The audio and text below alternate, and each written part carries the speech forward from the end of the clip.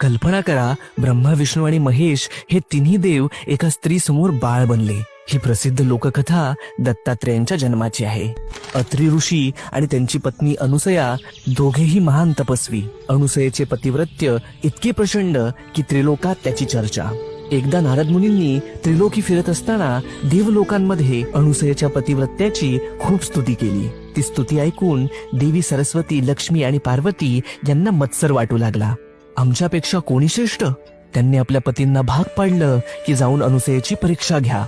ब्रह्मा, विष्णू आणि शिव साधू वेशात अत्री आश्रमात आले. साधूंनी अनुसयेला म्हटलं, आम्हाला भूक लागली आहे, पण एक अट, तुम्ही निर्वस्त्र होऊन आम्हाला अन्नदान करा. यांची अपेक्षा मान्य करावी तर आपल्या पातिव्रत्य धर्माला बाधक होईल, आणि जर ती अमान्य करावी तर भुकेले अतिथी घरातून निघून जातील. करावे तरी काय? तेव्हा तिने कमंडलूतील गंगोदक घेतले आणि त्या तिन्ही अतिथींवर सिंचन केले, आणि अद्भुत, त्या क्षणी त्रिमूर्ती लहान बाळ झाले. अनुसयेने त्यांना आईप्रमाणे कुशीत घेतलं, स्तनपान करवलं आणि पाण्यात झोपवलं. बराच काळ तीनही देव परत न आल्यामुळे तीनही देवी चिंतित झाल्या. झालेला सर्व प्रकार समजताच त्रिदेवी घाबरून धावत आल्या. अनुसयेने दयाळूपणाने सर्वांना मूळ रूप दिलं आणि त्यावर प्रसन्न होऊन त्रिमूर्तींनी वरदान दिलं, अनुसया, आम्ही तिघेही पुत्र म्हणून तुला प्राप्त होऊ.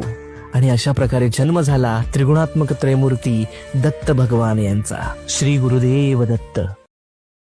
Download ShareChat.